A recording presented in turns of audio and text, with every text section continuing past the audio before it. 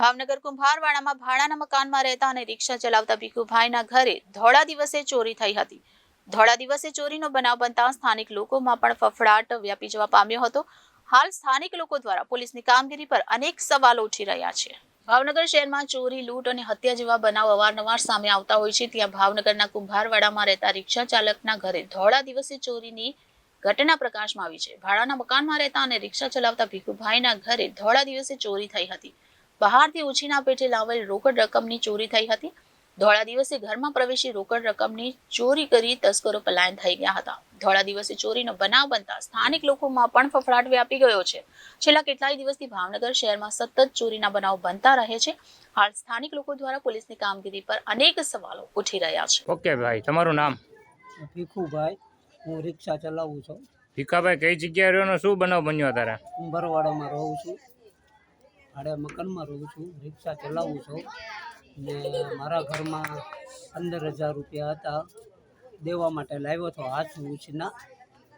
ને થોડા દિવસે બપોરના ટાઈમે પૈસા વયા ગયા છે. જ્યારે દરવાજો ખોલ્યો ત્યારે ખબર પડી કે આ બધું રમસટ પડ્યો, કબાટ ખુલ્લો પડ્યો છે, બારી ખુલ્લી પડી, બરાબર. એટલે પછી મેં 2 જણાને પૂછ્યું તો કોઈ હાજરમાં હતું નહીં.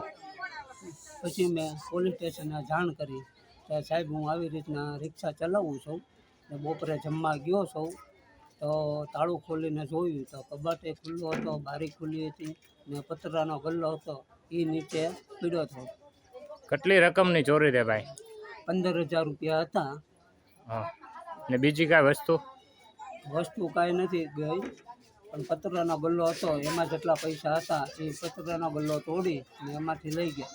આ વિશે તમે પોલીસ ફરિયાદ કરી? હા, વડલા પોલીસ સ્ટેશને જાણ કરી. પોલીસનો કેવો સાથ સરકાર છે તમને?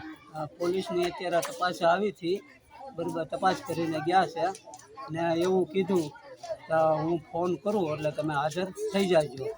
થોડા દિવસે આવું બને છે તો પછી રાત્રે તો શું ન બને, તો થોડીક અપીલ છે તો થોડુંક સરકાર જાણ આપે. ઓકે.